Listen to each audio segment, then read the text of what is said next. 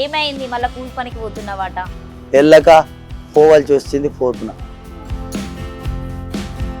అంటే నీకు పద్మశ్రీ అవార్డు వచ్చింది, అంత పెద్ద గొప్ప అవార్డు రావడం అనేది అసలు అది ఒక జీవితానికి మనం చెప్పుకోలేనటువంటిది. అది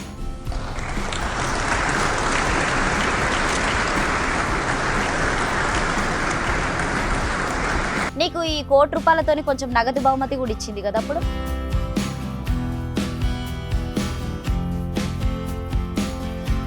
₹1,00,00,000 ఏం చేయాలి? ఇల్లు కట్టినా, ఇంటికాడ ఇల్లు కట్టినా 10 లక్షలు పెట్టి. నీకు పింఛన్ వస్తుంది కదా మరి.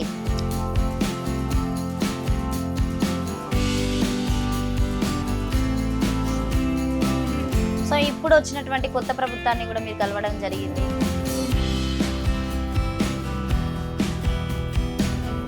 పద్మశ్రీ రావడం కారణం కూడా పవన్ కళ్యాణ్ భీముల నాయక్ పాటనే. శబాస్! హాడాయాదు ఈడాయాదు అమీరొల్ల మేడగాదు గుర్రము నీళ్ళ గుట్ట కాడ అల్లుకు వాగు తండలోన జమ్మ చెవుడు చెట్టున్నది. సో రీసెంట్ గా మీరు మళ్ళీ కేటీఆర్ కూడా కలవడం జరిగింది.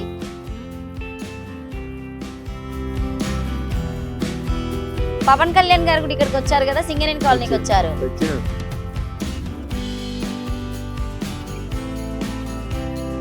వేరేది పాడండి మీ కిన్నెర్ల దాంట్లోకి.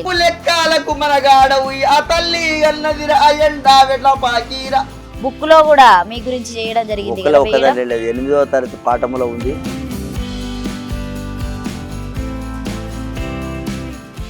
మొత్తానికి మొగిలయ్యను బయటికి తీసుకొచ్చి పరిచయం చేసినటువంటి వ్యక్తి ఎవరు అసలు మిమ్మల్ని?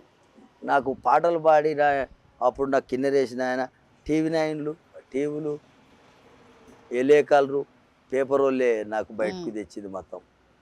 మొత్తం బయటికి తెచ్చింది పేపర్ వాళ్ళే. మీతో ఎప్పుడు తోడుగా ఉండే వ్యక్తి ఎవరు? నాకు తోడుగా ఉన్న ఆయన రంగయ్య ఉన్నాడు. అచ్చంపేట చందు విలేకర్ అని, అచ్చంపేట చందు ఉన్నాడు. ఆయన ఢిల్లీకి వచ్చిండు, హర్యానా వచ్చిండు, దేశాల పొట్టి మొత్తం వచ్చిండు. నాకు భాష రాదు, ఆయనకు మొత్తం భాష వస్తుంది. ఆ చందు సార్ వచ్చిండు నా అమ్మడి.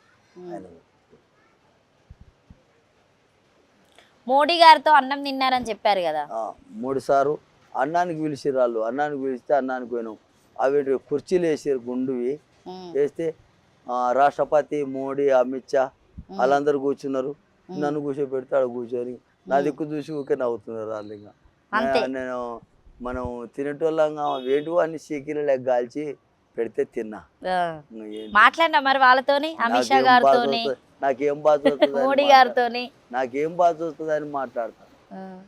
నా ఎంబడి మా చంద్ర సార్ వచ్చిండు కానీ లోపలికి రానియలే. ఆయన నన్ను ఒక్కనే పిలుచుకున్నారు లోపలికి తినేతానికి. నన్ను పిలిచి రానియలే. కేటీఆర్ గారు ఏమని మాట్లాడారు?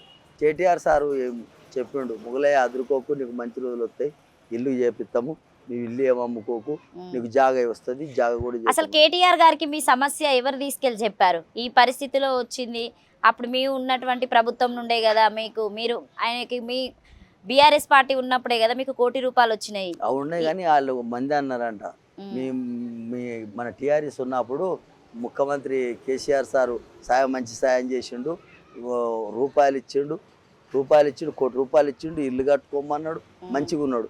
మళ్ళీ మొగలయ్య మళ్ళీ ఆగమైపోయాడు సార్ అంటే ఫోన్ చేసి పిల్లడు పేరు. అయితే నాకు ఎవరు చేసిర్రు అంటే ఎల్పినార్ ఎమ్మెల్యే లేడు, సుధీర్ రెడ్డి గారు ఫోన్ చేస్తే, సార్ ఏంటంటే కేటీఆర్ సార్ రమ్మంటున్నాడు మొగలయ్య అంటే, యాడికి రావాలని అంటే అది ఎవరో ఉంది అక్కడ చాలా దూరం భువనగిరి దగ్గర, ఆ ఊరికి రా అంటే ఆడ మీటింగ్ ఉందంటే ఇంకా ఆడిపోయినా. ఆడగలిసి మాట్లాడి చెప్పిండు, ఇక నువ్వు వదులుకోకు, నీ జాగా నీకు వస్తుంది, నీ ఇల్లు కూడా తయారవుతుంది, నీవేం బెదురుకోకు అన్నాడు. అంటే అప్పుడెప్పుడో ఇచ్చిన జాగా ఇవ్వకపోవడానికి కారణం ఏంటి? నీ స్థలం నీకు ఇవ్వకపోవడానికి వాళ్ళు కొత్త ప్రభుత్వం వచ్చిందని వాళ్ళు గవర్నమెంట్ పంపినట్టు రాలేదంట. ఇప్పుడు ఏం చేద్దాం అనుకుంటున్నావు? లాస్ట్ కి నీ కళను పక్కన పెట్టడం అనేది మాకు నచ్చలేదు. నేను కళం బయట పెట్టాను. నేను ఉన్నంత కాలం నా కళను కాపాడతా. ఇంకొకటి, నేను ఉన్నంత కాలం ఎవరు పిలిచినా మాట్లాడతా. దేవుని దయ మంచిగా సంతోషం. నేను ఇప్పుడు చేసేది ఏంటంటే కేటీఆర్ సార్ కానీ, మనం ఉన్న గవర్నమెంట్ రేవంత్ రెడ్డి కానీ, వాళ్ళు ఎవరు కానీ వాళ్ళ దయాధర్మం నాకు సాయం చేసి ఆ ఇల్లు కట్టిస్తే ఆ ఇల్లు ఉంటుంది. ఇంకా వాళ్ళు ఎవరు సాయం చేయకపోతే ఇంకో 1-2 నెలలు చేసి 1-2 నెలలు చూస్తా, ఆ ఇల్లు అమ్ముతా. ఇల్లు అమ్ముకొని తలా ఇంత పిల్లలకి ఇస్తా, ఇంత గుడిసో బొడిసో వేసుకుంటా బతుకుతా, అయ్యేది ఏముంటుంది. కానీ ఇంకా నేను ఆకలి దూపకొని నేను అడక తినాలంటే నా నుంటిగా అయితే లేదమ్మా, నా చేత కాదు. అంతే. బయటికి వెళ్ళి కిన్నెర వేస్తావా? వేస్తా కానీ అయ్యని ఇస్తలేరు. నేను పాట పాడటాలకు ఫోటోలు కొట్టి నెట్లలో పెడుతున్నారు, మొగులే మళ్ళీ పాట పాడుతున్నాడు. కిన్నెరది ఒక మంచి పాట పాడండి. అదే పాటలు ఇప్పుడు పాడిన పాట అసలు పాటలే. ఇంకా ఏదైనా వేరేది పాడండి, ఏమైనా వేరేది పాడండి. మీ కిన్నెర దాంట్లోకి వెళ్ళి ఒకటే పాట వేస్తారా, ఎప్పటికి ఇంకేమైనా వాయిస్తారా? పాడతాం. ఒక్కటి పాడండి. ఇంకొకటి. సుక్కవు లెక్కాలకు మనగాడవు ఆ తల్లి అన్నది రాయండా వెట్ల పాకీరా, తల్లి కళ్ళు మొక్కిండు గుర్రం మీదెక్కిండు, గుర్రం మీద సవారు ఒంగొల్లా పాకీరా, కందనులి తాలూకల కందనులి తాలెక చారగొండ దగ్గర ఇది వేను బాండ్ల పల్లె సిరిసిరగల తప్లా ప్రభు రామల మరి గుడి గట్టి జాతర దాగిస్తన్నాడు దేవుని గుడి గట్టించి, మొక్కిన మొక్కు తప్పాడి తల్లి కళ్ళు మొక్కుతాడు. నా తల్లి చెన్నమ్మ తాతలు సంపాదించిన డబ్బింటియ లేదమ్మా, తండ్రులు సంపాదించిన ధనమింటియ లేదమ్మా, నీ కాళ్ళు మొక్కుతా నారాత పాలవే నా తల్లి చెన్నమ్మ. మీరు ఎక్కడ ఎవరి దగ్గర నేర్చుకున్నారు? మీకు మా నాన్నగారు నేర్పించారు. మా తాత ముత్తాత మంచి మంచి పెద్ద పెద్ద కథలుండే నా దగ్గర, లెక్కలేని కథలుండే. రాసి సంతకం రాసి చదివి బొక్కు చదివి రాసిన పాటలు కావు. మా తాత చదివితే మా నాన్న చదివాడు, మా నాన్న చదివితే నేను చదివిన, అంతే. అంతే వంశపరంగా వచ్చినటువంటి కళ. పాట పాడితే నేర్చిన పాట, చదువుకున్నది కాదు, చదివింది కాదు. చదువుకున్నావా అప్పుడు నువ్వేమన్నా? మరి చదువు స్కూల్కి వెళ్ళేటప్పుడు ఇక చదువు మీ నాన్నతోటే తిరిగేది? మా నాన్నతోటి అట్లా ఎన్ని ఊర్లలో కానీ వెళ్ళేది మీరు అప్పుడు? ఇప్పుడు ఊళ్ళెక్కడి ఊళ్ళో పోయేది ఏమో. మా నాయన ఊళ్ళో ఉంటే కూలిపోయేది, అక్కడ పోయేది. నైట్ పూట మా నాయన పాట పాడేది, నైట్ పూట కిన్నెరేసేది, నాకు పాట నేర్పేది. ఆ కిన్నెర ఎట్లా తయారు చేసుకుంటారు మీరు ఇప్పుడు?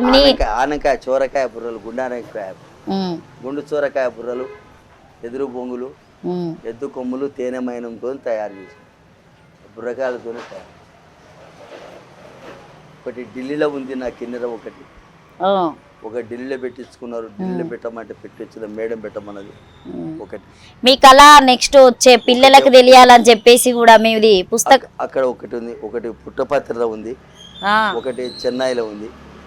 చెన్నై ఉట్టిగానే ఇచ్చావా పెట్టుకున్నారా? తీసుకొని పైసలు ఇచ్చారా? తీసుకొని అక్కడ పిల్లలకు నేర్చుకుంటారు ఉండనని అక్కడ మీ దగ్గర ఒకటి ఉంది ఇప్పుడు చెన్నైలో కాలేజీలో ఉంది. మీ దగ్గర ఉందా ఇప్పుడు? ఒకటేమో మధ్యప్రదేశ్లో ఉంది. మధ్యప్రదేశ్. ఎంత ఇచ్చారు మీ కిన్నెర తీసుకొని? మీకు ఏమో ఎంత పడుతుంది లెక్కలేని.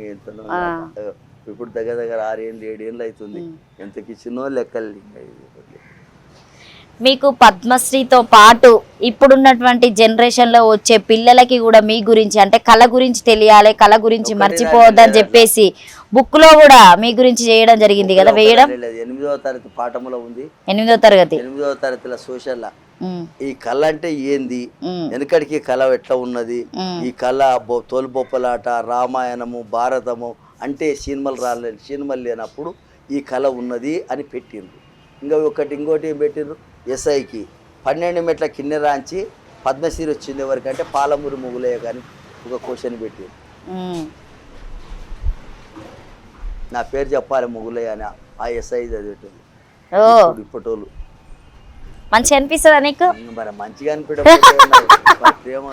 మంచి పేరు వచ్చింది కదా. మరిగా బేగంపేట బ్రిడ్జికి అబ్దుల్ కలాం పక్కల తెలంగాణ బొమ్మ దగ్గర ఉంది నా బొమ్మ. అంటే ఏం పేరు అది? సూపర్. అసలు ఏం మామూలు పేరు అది? ఎన్ని కోట్లు సంపాదించినా రాదు ఆ పేరు, ఎంత డబ్బు సంపాదించినా రాదు. దేవునిదే అది. అంత గొప్ప పేరు వచ్చిందంటే ఆ దేవుని. తెలంగాణ గవర్నమెంట్ సింగరేణి కాలేజీలో అప్పుడు పోయిన మొగిలయ్య వేరు, ఇప్పుడు పోయే మొగిలయ్య వేరు. మీ వల్లనే మీ సింగరేణి కాలేజీకి పేరు వచ్చిందట కదా భీమ్లా నాయక్ పాటతో. సింగరేణి కాలేజీ అనేది సింగరేణి కాలేజీ కాదు, చాలా బీద కుటుంబాలు కాగితాలు ఏరుకొని బతుకుతారు ఇక్కడ. సర్కారు గవర్నమెంట్ చూడాలని కూడా చెప్పిన. సో మీ వల్ల ఏమన్నా అభివృద్ధి జరిగిందా ఇక్కడ? మరి ఏం జరుగుతుంది, మనం అంత పెద్దోళ్ళం కావం జరుగుతుందా కానీ మీ వరకు ఎంతో కొంత అయితే సింగరేణి కాలేజీ ఏముందంటే, నేను ఇక్కడుండి చెప్తున్నా కానీ తాగుడు అలవాటు ఉందమ్మా, తాగకూడదు. నేను చెప్తా, తాగకూడదు, మంచిగా చేసుకొని మంచిగా బతకాలి, మళ్ళీ పిల్లలు ఉంటాయి, మంచిగా చేసుకుంటే మంచిగా బతితే. మీరు దాగరా మొగలయ్య? నేను చిన్నప్పటి సార్ తాగానమ్మా, కళ్ళు సారా తాగాను, ఏది తాగాను, మీరు దాగా, కోటర్ దాగా, బీడి దాగా, ఏది దాగా, జొన్న రొట్టెలు తింటా, మాంసం తెచ్చుకొని తిని. సో మీకు కనుక ఈ వీడియో నచ్చితే లైక్ చేయండి, షేర్ చేయండి, కామెంట్ చేయండి. సో థ్యాంక్ యూ మొగలయ్య గారు, thank you so much. Hello Lavanya మేడానికి నమస్కారం, సోషల్ పోస్ట్ టీవీ నమస్కారం, అందరు చూసేటోళ్లకు నమస్తే. అందరు చూడండి, సంతోషపడండి. నేను మొగలయ్యను, 12 మెట్ల కిన్నెర పద్మశ్రీ మొగలయ్యను. ఏదన్నా సహకారము హెల్ప్ చేసి తలుచుకుంటే నా నెంబర్ ఉంటుంది, ఫోన్ చేయండి, మాట్లాడతా. నమస్తే.